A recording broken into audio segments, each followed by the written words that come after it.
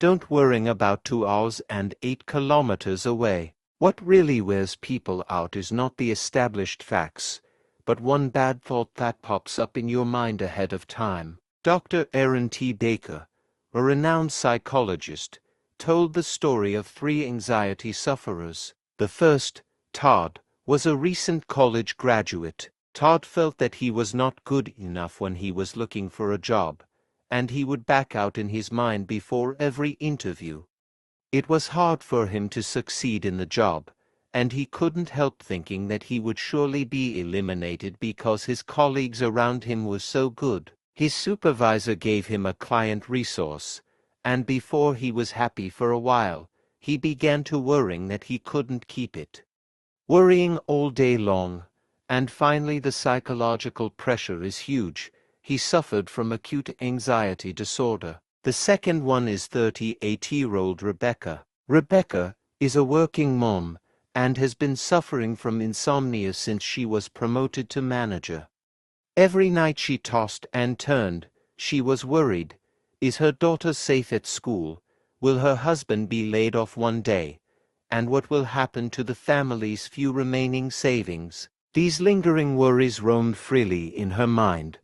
She had trouble sleeping and eating, often bawling without warning, and was on the verge of a nervous breakdown. The third, Elizabeth, is nearly 50 years old. Elizabeth has retired home, living a life of food and clothing, but she still lives every day with fear and trembling. Fear of their own thinking backward, cannot keep pace with the times, abandoned by society.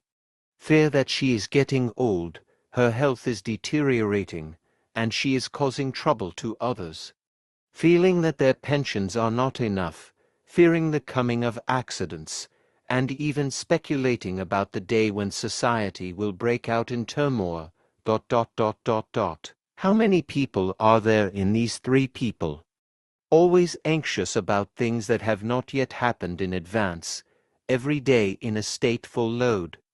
Not only are they powerless to change the fact that the future will definitely come, but they also drag down their lives in the present. There are 2 possibilities as to whether tomorrow's troubles will come or not. One is that it won't come at all, so our worries today are purely superfluous and completely unnecessary. The second is that it will definitely come, and since it has to come, what is the use of worrying about it? That's why I always say that the stupidest thing a person can do is to worrying about things that are 2 hours and 8 kilometers away. A U.S. newspaper has a young reporter named Jones.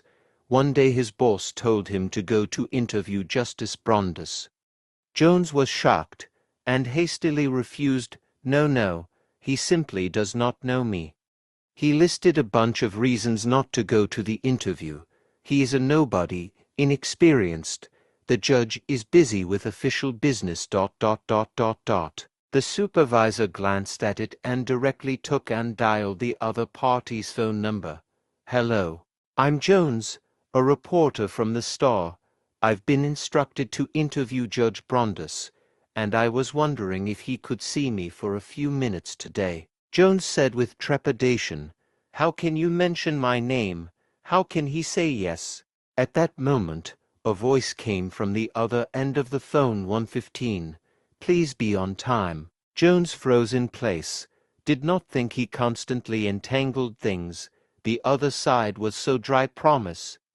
After becoming famous, Jones exclaimed in his speech, That moment was the most important lesson I've learned in 20 years. British Prime Minister Winston Churchill also once said, When I look back on all my troubles, I am always reminded of the story of an old man who, on his deathbed, said, There are so many things that worry me in life, but most of the things that worry me never happen. A psychologist conducted an experiment.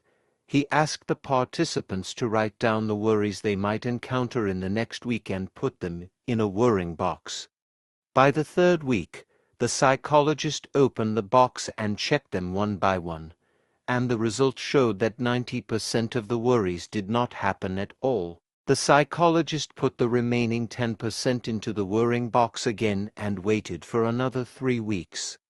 After 3 weeks, and the experimenters to check, found that those troubles are no longer troubles. Trouble has no root. Do not pick up the natural nothing. Confusion has no source. Do not investigate since easy. Oftentimes, what really wears people out is not the established facts, but one bad thought that pops up in your mind ahead of time. So never worrying about what's going on 2 hours and 8 kilometers away. As soon as you find yourself starting to look ahead and begin to worrying about the future, say to yourself firmly and clearly, the vast majority of the things I'm worrying about will never happen.